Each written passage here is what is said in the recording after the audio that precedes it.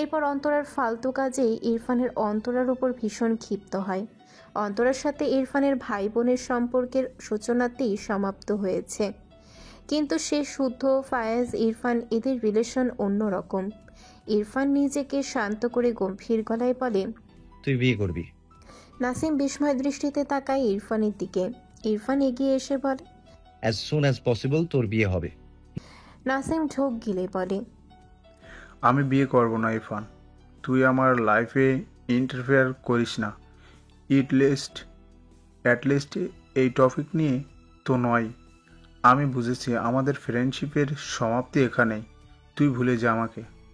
ইরফান রেগে বলে, নো, তোর লাইফে ইন্টারফেয়ার আমিই করব। আমার ফ্রেন্ড হওয়ার আগে এসব ভাবা উচিত ছিল তোর। অ্যান্ড এসব ভোলা ভুলি, I just hate this topic. Nasim কি বলবে বুঝল না। সে জীবনেও বিয়ে করতে পারবে না, ভাবলেই তার কেমন দম বন্ধ লাগে। ইরফান হঠাৎই শান্ত কণ্ঠে বলে, নেক্সট ডে একটা রাইড হোক। নাসিম অবাক হয়ে তাকায় ইরফানের দিকে। ভার্সিটিতে তারা 4 বন্ধু মিলে প্রায় বাইক রাইডে যেত, তবে ইরফানকে কখনো হারাতে পারত না। এটা নিয়ে সে ফায়েজ শুদ্ধ ভীষণ আফসোস করত। মাঝে মাঝে তারা 3 জন আলোচনা করত। ইরফানের মাথায় বাড়ি দিয়ে ইরফানের মাথা থেকে রাইড করার স্মৃতি ভুলিয়ে দিয়ে তারা কেউ একবার ছিটুক। পরে নিজেদের বোকা বোকা কথায় নিজেরাই হেসে ভার্সিটির মাঠ জমিয়ে রাখত। তবে নাসিম একবার ইরফানকে হারিয়েছিল, কিন্তু সে উইন হওয়ার পর দেখে ইরফানের গায়ে জ্বর ছিল, অথচ তারা কেউ বুঝতেই পারেনি এ জন্ম থেকেই মাথা পাগল।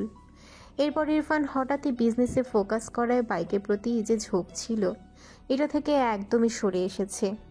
তারা সবাই একটু আধটু অবাক হয়েছিল ইরফানের কাজে। ইরফানের সাথে সাথে তারাও তার সেদিকে যায়নি। আজ হঠাৎ ইরফানের মুখে রাইডের কথা শুনে নাসিম অবাক না হয়ে পারল না। ইরফান তার হাতের অর্ধেক সিগারেট টুকুর ধোঁয়া টেনে শেষ করে। এরপর চুইংগাম মুখে দিয়ে নাসিমের দিকে চেয়ে আবারও বলে, ঢাকা বাইপাস থেকে বঙ্গবন্ধু সেতু পর্যন্ত বাইক রাইড। যদি তুই রাইডে হেরে যাস দেন তোকে নেক্সট 1 মান্থের মধ্যে বিয়ে করতে হবে। নাসিমের বোধহয় এটা শোনাই বাকি ছিল, হতবম্ব হয়ে গেল। তুই কি পাগল? ইরফান কিছু বলল না, উল্টো ঘুরে এগিয়ে যেতে নিলে নাসিম অবাক হয়ে বলে, তুই হেরে গেলে কি করবি? ইরফানের পা থেমে যায়। নাসিম একটু হেসে আবারও বলে, ববি ডলকে আমায় দিয়ে দিবি? ইরফান দুহাত মুষ্টিবদ্ধ করে নেয়। রাগে দোকান দিয়ে ধোঁয়া বের হচ্ছে যেন। দাদা দাঁত চেপে বলে, বার্ড ফ্লাওয়ার আমার বউ, অন্যের বউকে চাইতে লজ্জা করে না তোর? ইরফানের কথাটা নাসিমের আত্মসম্মানে লাগলো, তবুও বলে, ভালোবাসলে তো একটু নির্লজ্জ হতে হয়।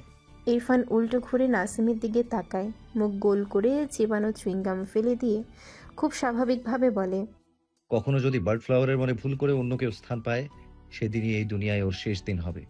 যেভাবে ওকে বাঁচাতে এই 2 হাতে আগলে নিয়েছি, সেভাবে এই 2 হাতে ওকে শেষ করতেও একবারও ভাববো না। অ্যান্ড অপোজিট পার্সনকে ঠিক কিভাবে মারবো এসবের ডিসক্রিপশন দিয়ে কারো ঘুম নষ্ট করতে চাই না। নাসিম ইরফানের ঠান্ডা গলায় বলা কথাগুলো শুনে ঢোক গিলল। মায়েরা ছাদে এসেছিল হাওয়া খেতে। সবার মাঝে থেকে থেকে সে সিদ্ধ হয়ে গিয়েছে, তাই সে লুকিয়ে লুকিয়ে এক প্রকার পালিয়েই ছাদে একটু ফ্রেশ হাওয়া খেতে এসেছে। কিন্তু ছাদের শেষ সিঁড়িতে দাঁড়িয়ে ইরফানের বলা লাস্ট কথাগুলো শুনে বেচারি ভয়ে জমে গিয়েছে। ইরফানের কথা বলার ধরন কেমন জানি লাগলো।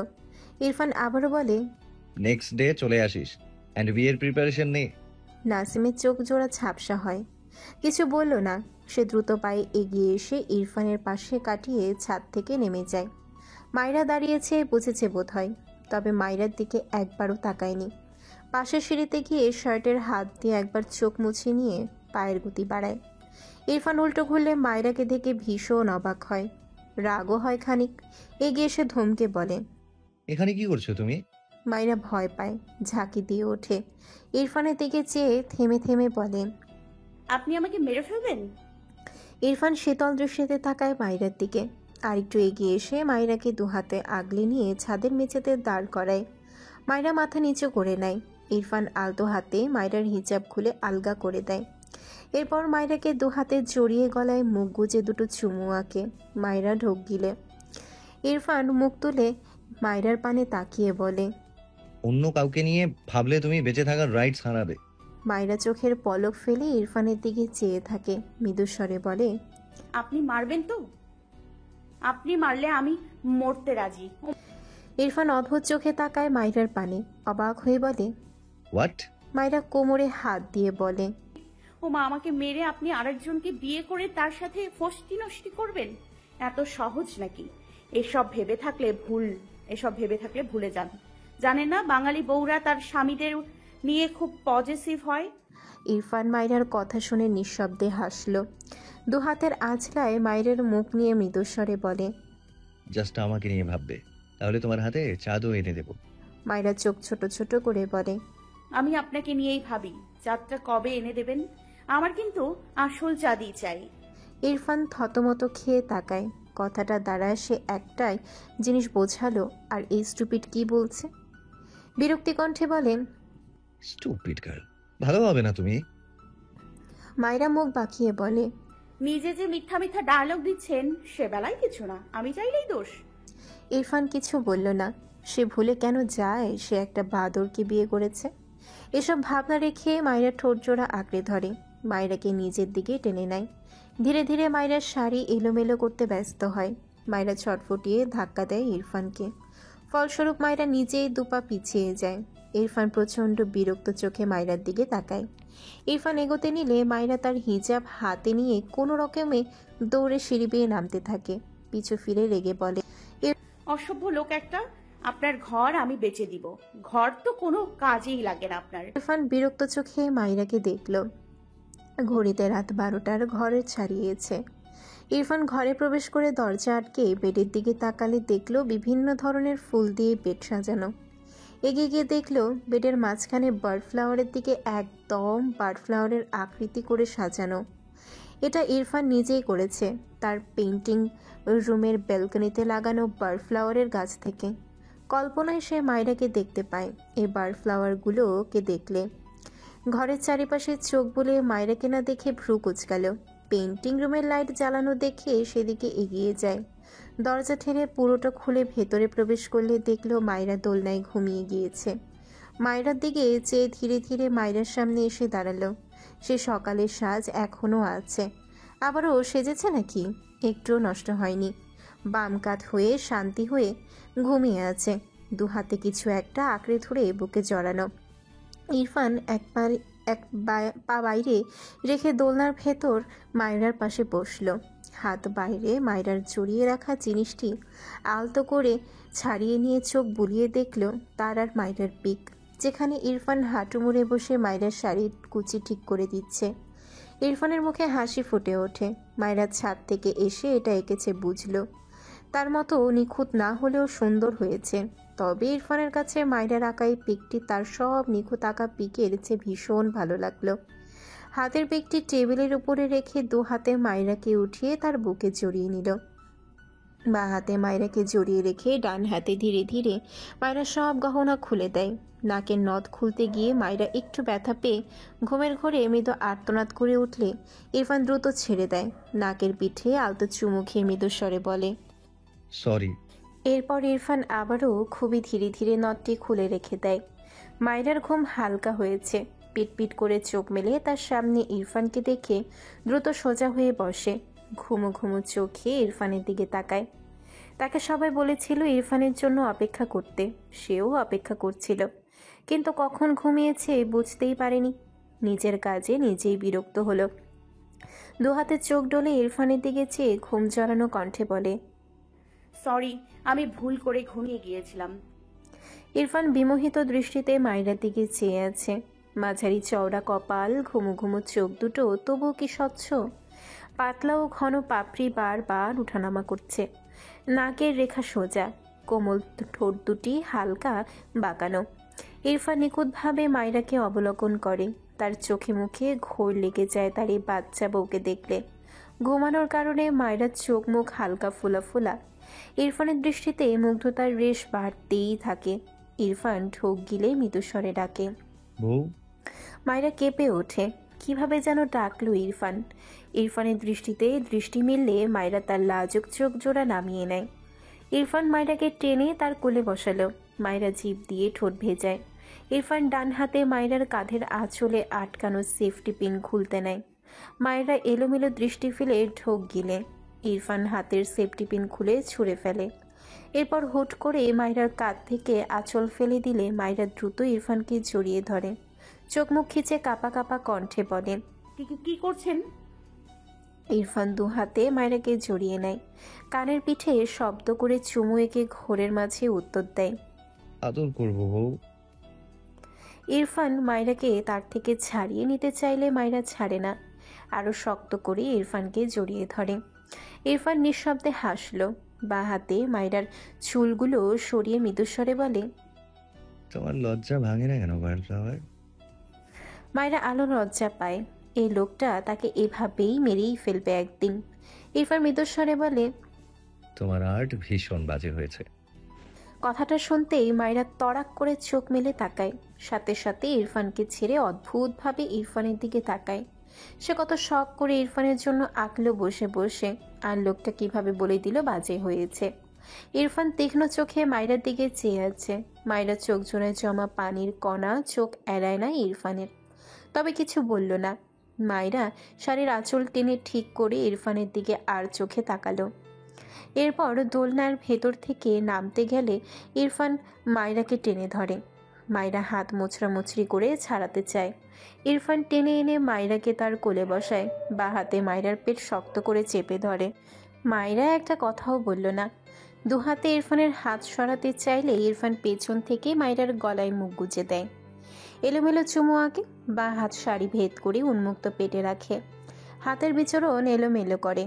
মায়রা হাঁসফাঁস করে কাঁপা কাঁপা কণ্ঠে বলে, ছাড়ু। ইরফান মায়রার গলায় নাক ঘষে বিরক্তি কণ্ঠে বলে, এই ছাড়ুন ওয়ার্ড কোথা থেকে শিখেছো স্টুপিড? মায়রা ঢোক গিলল। ইরফান হঠাৎই মায়রাকে নিয়ে দোলনার ভেতর থেকে নেমে দাঁড়ায়। মায়রা কিছু বোঝার আগে ইরফান মায়রার শাড়ির আঁচল টেনে ফেলে দেয়। কোমরে গুজে রাখা শাড়ি ব্যস্ত হাতে আলগা করতে থাকে। মায়রা ইরফানকে ধাক্কা দিয়ে দ্রুত পাশের রুমে যাওয়ার জন্য পা বাড়ালে ইরফান মায়রার শাড়ি টেনে পুরোটাই খুলে দেয়। মায়রা চেঁচিয়ে ওঠে, রেগে বলে, অসভ্য লোক, আপনি আমার সব খুলে নিচ্ছেন কেন? ইরফান মায়রার দিকে এগিয়ে আসতে আসতে বলে, উইদাউট ড্রেসে তোমাকে মারাত্মক সুন্দর লাগে বউ। মায়রা চোখ বড় বড় করে তাকায়। মায়রার মনে হলো ইরফান সত্যি একটা বখাটে, যে তাকে চরমভাবে টিজ করছে। কিন্তু তা কি করে হয়? ইরফান তো তার স্বামী, কিন্তু ইরফান তো এইভাবে কথা বলে না। আজ কি হয়েছে ইরফানের? অবাক হয়ে বলে, আপনি কি আজকেও নেশা করেছেন? ইরফান মায়রার দিকে কেমন করে যেন তাকিয়ে আছে। মায়রা ইরফানের এমন অস্থিরতায় ঘেরা দৃষ্টিতে টিকতে না পেরে তার দৃষ্টি নামিয়ে নেয়। ভীষণ লজ্জা লাগছে তার। ইরফান জড়ানো কণ্ঠে বলে, আমি স্ট্রং ড্রাগ খেতে চাই। ইরফানের কথা শুনে মায়রার দ্রুত মাথা তুলে তাকায়, রেগে পড়ে। আর একদিন ও সব ছাইপাশ খেলে আপনাকে আমি ছাড়বো না, বলে দিলাম। ইরফান সূক্ষ্ম হেসে বলে, স্ট্রং ড্রাগ খেতে তোমার আমাকে ধরে রাখা ভীষণ ইম্পর্ট্যান্ট। Good job. মায়রা থতমত খেয়ে তাকায়। ইরফানের কথাটা বুঝেছে সে, কত বড় খারাপ লোক, তাকে ড্রাগ বানিয়ে দিচ্ছে। ইরফানকে তার একদম কাছে দেখে উল্টো ঘুরে পাশের রুমে যেতে চাইলে ইরফান দ্রুত এগিয়ে এসে মায়রাকে চাপটে ধরে। মায়রা বেচারি লজ্জায় কেঁদে দিয়ে বলে, নিজে কাপড় পরে আমার সব খুলে নিয়েছেন, অসভ্য লোক, ছাড়ুন আমায়। ইরফান হতবম্ব চোখে তাকায় মায়রার দিকে, চোখ ছোট ছোট করে বলে, তুমি আমার কি দেখতে চাও? মায়রা থতমত খেয়ে এলোমেলো দৃষ্টি ফেলে মাথা নাড়িয়ে বলে, কিছু না কিছু না, আপনি কাপড় পরে থাকুন। ইরফান ঠোঁট বাঁকিয়ে বলে, দেখতে হবে। মায়রা চোখ বড় বড় করে বলে, কি? ইরফান একই ভঙ্গিতে বলে, তুমি যা ভাবছো তাই। কথাটা বলে মায়রাকে বাঁ হাতে শক্ত করে ধরে ডান হাতে তার শেরওয়ানির কয়েকটা বোতাম খুলে শরীর থেকে ছাড়িয়ে ছুঁড়ে ফেলে। মায়রা রেগে বলে, আপনি একটা জাতা, ছাড়ুন আমায়। উফ, আপনার সাথে আমি থাকবোই না। ইরফান মায়রার নড়চড়ায় বিরক্ত কণ্ঠে বলে, থাকতেও হবে, দেখতেও হবে। মায়রা কাঁদো কাঁদো মুখ করে তাকায়। কি শুরু করেছে এই লোকটা? মায়রার ভাবনার মাঝে ইরফান মায়রাকে কোলে তুলে নিলে মায়রা দ্রুত ইরফানের দিকে সিটিয়ে যায়। ইরফান দোলনার দিকে এগোলে মায়রা ঢোক গিলে রেগে বলে, আবার আপনি ওদিকে যাচ্ছেন? আপনার ঘরের বিছানা কিন্তু আমি সত্যি সত্যি বেচে দিব, বলে দিলাম। ইরফান আর চোখে মায়রার দিকে চেয়ে গম্ভীর গলায় বলে, আপাতত সাজানো বেড ছাড়া অন্য কোথাও মুড নেই। কথাটা বলে টেবিলের উপর থেকে মায়রার আঁকা পিকটি নিয়ে তার পাশের রুমে যায়। মায়রাকে বেডের উপর বসিয়ে দিয়ে ইরফান মায়রার পাশে বসে। মায়রা হাঁটু ভাঁজ করে রেখেছে, পাশ থেকে চাদর টেনে নিজেকে ঢেকে নেয়। ইরফান কিছু বলল না। সে মায়রার আঁকা পেজের উপর পাশে প্রায় 5 মিনিটের মাঝে কিছু আঁকে। মায়রার চোখ বড় বড় হয়ে যায়। তাকে শাড়ি ছাড়া এঁকেছে একটু আগের সে। মায়রা রেগে মেগে ইরফানের গলা বুকে খামচি দিতে দিতে বলে, অসভ্য লোক, এসব কি এঁকেছেন আপনি? ইরফান 2 হাতে মায়রাকে জাপটে ধরে, চোখ মুখ কুঁচকে বলে। স্টুপিড, কি করছো? মায়রা ভীষণ রেগে আছে। কিভাবে এসব আঁকে এই লোক? নির্লজ্জ লোক একটা। ইরফান হাতের পিক রেখে মায়রাকে জাপটে নিয়ে বেডে শুয়ে দিয়ে মায়রার উপর শোয়া হয়। মায়রা ছাড়া পেতে মোচড়ামুচড়ি করে। ইরফান মায়রার 2 হাত তার 2 হাতের মাঝে চেপে ধরে। সামান্য উঁচু হয়ে মায়রার পুরো বডিতে চোখ বোলায়। শুকনো ঠোক গিলে চোখ বুজে মাথা দুদিকে নাড়ায়। ঘোরের মাঝে থেকে বলে, ভয়ানক সুন্দর তুমি, বার্ড ফ্লাওয়ার। মায়রা ইরফানের কথার সাথে ইরফানের দৃষ্টি দেখে লজ্জায় চোখ মুখ খিচে নেয়। ইরফান নিঃশব্দে হাসল। এগিয়ে এসে মায়রার গলায় মুখ গুজে লম্বা শ্বাস টানে। বিড়বিড়িয়ে বলে, বার্ড ফ্লাওয়ারের হাতে ম্যাজিক আছে। তার হাতে আঁকা পিকের কাছে আমার আঁকা সব পিক ফিকে হয়ে গেছে। ইরফানের আবেগ মাখা প্রশংসা পেয়ে মায়রার ভীষণ ভালো লাগলো। ইরফান ঠোঁট বাঁকিয়ে বলে, তুমি আমার কি দেখতে চাও? মায়রা দ্রুত ইরফানের মুখ চেপে ধরে। কাঁদো কাঁদো মুখ করে বলে, দয়া করে এসব বলা বন্ধ করুন, আমি কিন্তু কাঁদবো বলে দিলাম। ইরফান মায়রার কথা শুনেছে নাকি? তার মুখ থেকে মায়রার হাত সরিয়ে মায়রাকে নিজের দিকে টেনে নেয়। মায়রার ঠোঁট জোড়া আঁকড়ে নিয়ে 2 হাতে মায়রার দেহে অবাধ্য হাতে বিচরণ চালায়। মায়রাতে মত্ত হতে নিজের সব আবেগ ভালোবাসা ঢেলে দিতে চায় মায়রাতে। সময়ের গতির সাথে সাথে ছোট মায়রার প্রতি ইরফানের উন্মাদনা বাড়ে। মায়রা ছটফটিয়ে ওঠে, না চাইতেও ফুপিয়ে ওঠে। ইরফান ফোপানোর শব্দ পেয়ে দ্রুত মায়রাকে ছেড়ে বিচলিত কণ্ঠে বলে, হোয়াট হ্যাপেন্ড বার্ড ফ্লাওয়ার? মায়রা কিছু বলে না। ইরফানের দৃষ্টিতে অসহায়ত্ব। গত পরশুর কথা ভাবতেই ইরফানের সকল উত্তেজনা যেন অদৃশ্য বাঁধনে আটকে গেল। তার বউ তো ছোট। সে গত পরশু যেমন 2 বার কথাটা ভুলে বসেছিল, আজও ভুলে বসেছে। কেন যেন রাগ হলো নিজের উপর। সে প্রথম যেমন রাগ হতো মায়রাকে বাচ্চা ভাবলে, আজ তেমনই রাগ হলো। ইচ্ছে করলো মায়রার গালে 2 থাপ্পড় লাগাতে আর সামনে আসার জন্য। কিন্তু মায়রার মুখের দিকে তাকিয়ে আবার সব নিভে গেল। মায়রা চোখ বুজে নীরবে অশ্রু বিসর্জন দিচ্ছে। ইরফান দীর্ঘশ্বাস ফেলে তার হাজারটা ইচ্ছেকে দমিয়ে পিষে ফেলে মায়রার উপর থেকে উঠে গেল। মায়রা নিজের ওপর হালকা অনুভব করতে দ্রুত চোখ মেলে তাকালে দেখল ইরফান বেড থেকে নেমে সামনের দিকে এগিয়ে যাচ্ছে। মায়রা ঢোক Gill. Irfan first aid box থেকে ঘুমের ওষুধ বের করে পুরো 3টে ওষুধ একেবারে খেয়ে নেয়। মায়রা পেছন থেকে দেখতে পায় না। ইরফান ওষুধ খেয়ে ব্যালকনিতে যায়। মায়রা বুঝল না ইরফানের হঠাৎ কি হলো। ইরফান দরজা জানালা আটকে 4টে সিগারেট শেষ করে। এরপর চুইংগাম চিবিয়ে ঘরে আসলে দেখলো মায়রা গায়ে চাদর জড়িয়ে বসে আছে। ইরফান ভ্রু কুচকাল, কিন্তু কিছু বলল না। এগিয়ে এসে মায়রার পাশে শটান হয়ে শুয়ে পড়ল। মায়রা পিটপিট করে ইরফানের দিকে চেয়ে থাকে।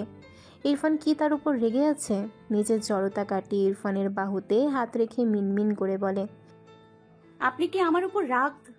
ইরফান মায়রাকে কথাটুকু শেষ করতে না দিয়ে মায়রার হাত ঝাড়া দিয়ে ছাড়িয়ে নিয়ে ধমকে বলে, স্টুপিড, টাচ করছো কেন? মায়রা বিস্ময় দৃষ্টিতে তাকায়। হঠাৎ ইরফানের এমন ব্যবহার একটু হজম হলো না মেয়েটি। মুহূর্তেই চোখ জোড়া ভরে ওঠে। চোখ ভর্তি পানি নিয়ে ইরফানের দিকে তাকিয়ে থাকে। ইরফান মায়রার ভেজা চোখ দেখে নিজেকে দমিয়ে নিল। ফোঁস করে শ্বাস ফেলে হাত বাড়িয়ে মায়রাকে টেনে তার বুকে শুয়ে দিয়ে মৃদুস্বরে বলে, সরি। মায়রা ফুপিয়ে কাঁদে। সে তো কিছুই করেনি, তবু ইরফান এমন করলো কেন? ইরফান মায়রার গায়ে পেঁচানোর চাদর আরও ভালোভাবে পেঁচিয়ে দিয়ে মায়রাকে 2 হাতে জড়িয়ে নিয়ে চুলের ভাঁজে চুমু এঁকে বলে, আমার হেডেক হচ্ছে, ঘুমাও। মায়রা নাক টেনে বলে, ঔষধ খান। খেয়েছি। মায়রা মাথা তুলে বলে, আমি আপনার চুল টেনে দেই। ইরফান মায়রার দিকে তাকালো। মেয়েটা এত আদুরে কেন? একটুকুতেই কেঁদে ভাসিয়েছে। ডান হাতে মায়রার মুখ মুছে দিয়ে মায়রার কপালে চুমু আঁকে। এরপর মায়রাকে শক্ত করে নিজের সাথে জড়িয়ে নিয়ে বলে, নো নিড, ঘুমাও। মায়রা ইরফানকে জড়িয়ে ধরে চোখ বুঝল। ইরফান ওষুধের প্রভাবে বেশ কিছুক্ষণের মাঝেই ঘুমিয়ে পড়ে, কিন্তু মায়রার চোখে ঘুম আসলো না। মাথা উঁচু করে ইরফানকে দেখে বুঝলো ইরফান ঘুমিয়েছে।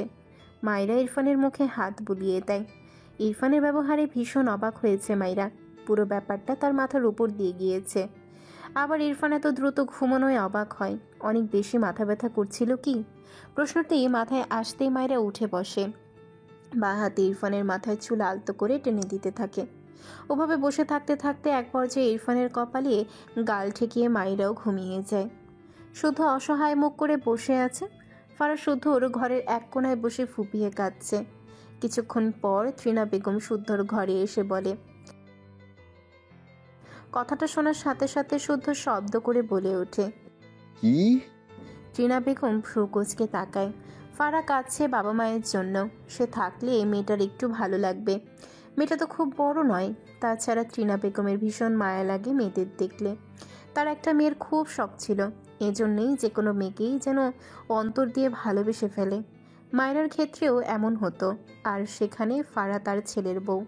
তাকে যতভাবে ভালো রাখা যাবে তিনি সবভাবেই ভালো রাখবেন। শুদ্ধ মাথা চুলকে বলে, মানে বলছিলাম কি, আমি ওর কাছে থাকলে কি হবে মামা? ত্রিনা বেগম ফারার পাশে বসে বলে। শুদ্ধর হাত পা ছড়িয়ে কাঁদতে ইচ্ছে করল। তার মা একটু বেশিই দরদি। তাই বলে অন্যের জন্য দরদি হতে গিয়ে নিজের ছেলের কথা ভাববে না? অসহায় মুখ করে ঘর থেকে বেরিয়ে যেতে যেতে ফারার দিকে একবার তাকালো। বিড়বিড় করল, আজকের রাতটা শুধু যাক, তারপর কত প্রকার ভাবে কাঁদতে পারো তাই দেখবো ফারা পাখি।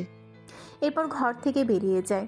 ভাগ্যিস গতকাল গিয়েছিল ফারার বাড়ি, তাই তার ভার্জিনিটি নষ্ট করতে পেরেছে। নয়তো আজকেও না পারার শোকে সে হার্ট অ্যাটাক ফ্যাটাক করে ফেলতো। ফারা পাখি কত জ্বালায় তাকে। ইস, বিয়ের রাতটাও ছাড় দিল না। পরদিন ইরফান অফিসের কাজ শেষে রাত 8টার মাঝে বাড়ি ফিরেছে। মায়েরা ইরফানকে এত দ্রুত ফিরতে দেখে অবাক হয়। ইরফান অনেক দ্রুত বাড়ি ফিরলেও সেটা হয় 10টা থেকে 11টা। তার আগে কখনো ফেরে না। মায়েরা ডিভানের উপর বসে ইরফানকে দেখছে। ইরফান নাসিমকে বলা কথা অনুযায়ী কয়েক বছর পর আজ বাইক রাইডের জন্য নিজেকে প্রিপেয়ার করছে। কাভার্ডের এক কোণায় পড়ে থাকা সব কিছু বের করে বেডের উপর রাখে। মায়েরার দিকে চেয়ে জিজ্ঞেস করে, মেডিসিন নিয়েছো? মায়েরা মাথা নাড়িয়ে সম্মতি জানায়। জিজ্ঞেস করে, এসব কি বের করলেন? ইরফান ছোট করে বলে। ইম্পর্টেন্ট জিনিস। এরপর সে গায়ে রাইডিং জ্যাকেট জড়িয়ে নেয়। তারপর রাইডিং প্যান্ট, পায়ে বুট পরে। এরপর 2 হাতে গ্লাভস পরে নিয়ে ডান হাতে হেলমেট নেয়। মায়েরা অদ্ভুতভাবে চেয়ে আছে ইরফানের দিকে। কেমন অদ্ভুত লাগছে ইরফানকে। মায়েরার গ্রামে ইরফানকে দেখার কথা মনে পড়ল। ইরফান মায়েরার সামনে দাঁড়িয়ে বলে, আবার ফিরতে লেট হলে মেডিসিন নিয়ে ফার্স্ট ঘুমাবে। মায়েরা ইরফানের কথার উত্তর না দিয়ে বলে, আপনাকে কালা মামা লাগছে। ইরফান ভ্রু কুঁচকে বলে, স্টুপিড, আমি তোমার মামা? মায়েরা মিটিমিটি হেসে বলে, হবেন?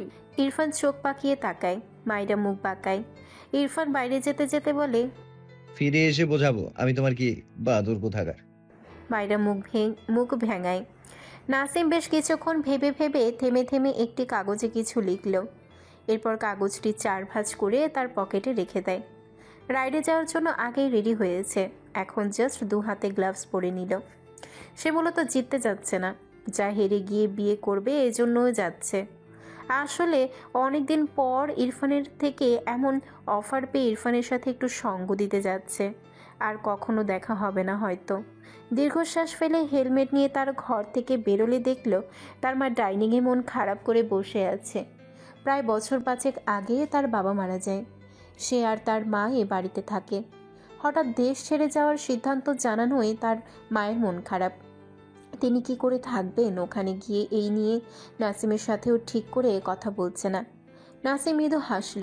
এগিয়ে গিয়ে টেবিলের ওপর হেলমেট রেখে হাঁটু মুড়ে বসে তার মায়ের সামনে। ভদ্রমহিলা নাসিমকে দেখে কিছু বললেন না। নাসিম মায়ের অভিমানী হাসল। 2 হাত নিজের হাতের মুঠোয় নিয়ে বলে, তুমি চাও না মা তোমার ছেলে এই দেশ ছেড়ে একটু মুক্ত বাতাসের ঘ্রাণ নিক, নাকি চাও এই দেশের বাতাসে আমি দমবন্ধ হয়ে ছটফট করি? নাসিমের মা ঝাপসা চোখে ছেলের পানে চাইলেন। নাসিম মলিন হাসল। তার মা জানে নাসিমের সিচুয়েশনের কথা। নাসিম তার মায়ের সাথে ভীষণ ফ্রেন্ডলি। সে মায়রাকে দেখার পর সবার আগে তার মাকে এসে বলেছিল। নাসিমের মাও ভীষণ খুশি ছিল ছেলের কাউকে পছন্দ হয়েছে শুনে।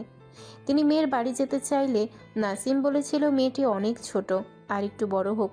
কিন্তু বড় হতে গিয়ে যে আরেক জায়গায় বিয়ে হয়ে গিয়েছে।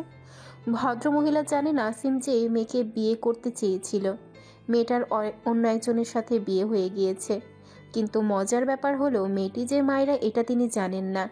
দীর্ঘশ্বাস ফেলে ছেলের মাথায় হাত বুলিয়ে বলেন। নাসিম তার মায়ের হাতে চুমু এঁকে বলে, আগামীকাল একটা কাজে, তুমি খেয়ে ঘুমিয়ে পড়ো। নাসিম হেলমেট পরতে পরতে শব্দ করে হেসে ফেলল। বাইরে যেতে যেতে বিড়বিড় করে, জীবনের একটি অংশ থেমে গিয়েছে, তুমি যদি বুঝতে মা। ইরফান প্রায় 30 মিনিট বাইক চালিয়ে বাইপাস রোডে আসে। 2 মিনিট পেরোতেই নাসিম সেম গেট আপে ইরফানের পাশে এসে বাইক থামায়। ইরফান ঘাড় বাঁকিয়ে দেখল নাসিমকে। দুজনের মাথায় হেলমেট থাকায় কেউ কারো মুখ দেখতে পায় না। ইরফান গম্ভীর গলায় বলে, বিয়ের প্রিপারেশন নিয়ে এসেছিস? নাসিম চোখ বুঝল। বিয়ে শব্দটার সাথে তার শত্রুতা জন্মেছে, অথচ এটাই সবার মুখে শুনতে হচ্ছে। আসার আগে মায়ের মুখে, এখন ইরফান। নিজেকে সামলে কিছু বলার আগে ইরফান বাইক স্টার্ট দিয়ে বলে, কাকে বিয়ে করবি বলে ঠিক করলি? নাসিম ঢোক গিলে ইরফানকে রাগাতে কৌতুক সুরে হেসে বলে, বাবিডল কে? ইরফান রাগে বাইকের হ্যান্ডেল বার 2 হাতে শক্ত করে চেপে ধরে।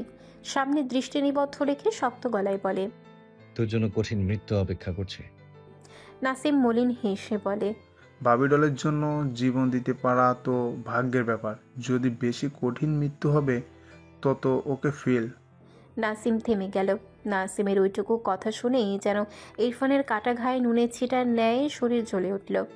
রাগে চিৎকার করে বলে, নাছিম, আমায় রাগাস না। তোর মা বেঁচে আছে, তার কথা ভাবা উচিত তোর।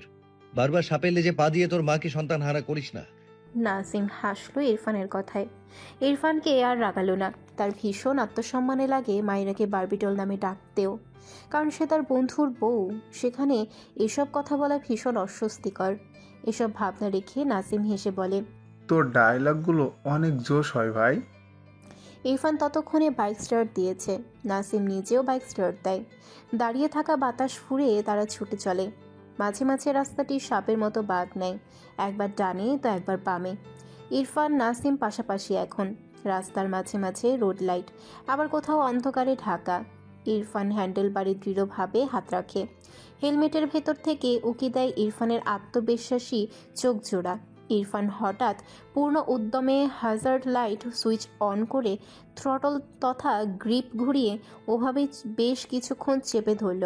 তার বাইক কাঁপছে থরথর করে, সাথে ইরফানও। ইরফান ইচ্ছাকৃতভাবে একটি জার্ক দেয়, এবার দক্ষ হাতে বাইকের স্পিড বাড়ায়। ইরফান এত তীব্র বাতাসেও ঘেমে যায়। সে অপলক নেত্রে রাইডার সাজে সামনের দিকে তাকিয়ে ছুটে চলল। নাসিম বোধহয় অনেকটা পিছনে পড়ে গেছে, কিন্তু সে ছুটছে তো ছুটছেই। নাসিম জানে ইরফান হঠাৎই চোখের পলকে তাকে পিছু ফেলে যাবে। ভাবনা শেষ হওয়ার আগে ইরফান এগিয়ে যায়। নাসিম এই ব্যাপারটাতে কেন যেন বেশ এনজয় করল। অনেকদিন পর পুরনো সেই রাত পেয়ে নাসিম হাসল। নাসিম থ্রটল ঘোরাতেই বাইকের গতি বৃদ্ধি পায়। ইরফানের পিছু সেও ছুটল। কেন যেন ভীষণ উইক লাগছে তার। নিজেকে জোরপূর্বক সামলে বাইকে মনোযোগ দেয়। ইরফান তার বাইক ডান দিকে সামান্য বাঁকিয়ে ঠোঁট বাঁকিয়ে একটু হাসে, কিছুটা শব্দ করে বলে, মিস ইউ মাই হার্ট। কথাটা হেলমেটের প্রভাবে তার নিজের কানেই এসে বাড়ি খায়। ইরফান বাইক সোজা করে ছুটে চলে। আশেপাশে সকল চলন্ত গাড়ি পেরিয়ে শো শো করে এগিয়ে চলল। মনে হচ্ছে আশেপাশের গাছপালাগুলো তার বিপরীতে ছুটছে। কিছুক্ষণ পরে ইরফান তাদের গন্তব্যে পৌঁছে ডিস্ক ব্রেক চেপে বাইক থামালো। পেছনে ফিরে নাসিমকে দেখতে না পেয়ে গম্ভীর চোখে বেশ কিছুক্ষণ চেয়ে থাকে। ইরফান আবারও বাইক স্টার্ট দিয়ে উল্টো পথে এগোয়। কয়েক সেকেন্ডের মাঝে নাসিমকে দেখতে পায়, কিন্তু হঠাৎই কি হলো কে জানে, নাসিম বাইক সহ উল্টে পড়ে। ইরফান হতভম্ব হয়ে যায়। বাইকের সামনে একটি পাঞ্চ মেরে শব্দ করে বলে ওঠে, শিট। বাইকের স্পিড বাড়িয়ে কয়েক সেকেন্ডে নাসিমের পাশে বাইক থামিয়ে দৌড়ে গিয়ে নাসিমের বাইক টেনে তোলে। নাসিম চোখ মুখ কুঁচকে রাস্তায় বসে আছে। ইরফান রাগে নাসিমের বাইকের উপর দিকে ঠাস করে ছুঁড়ে ফেলে। দ্রুত নাসিমের হাঁটু টেনে বলে। Are you okay? নাসিম ব্যথাজড়িত কণ্ঠে বলে। না ভাই, মারাত্মক ব্যথা পেয়েছি। তুই আমাকে একটু বাড়িতে নামিয়ে দিবি?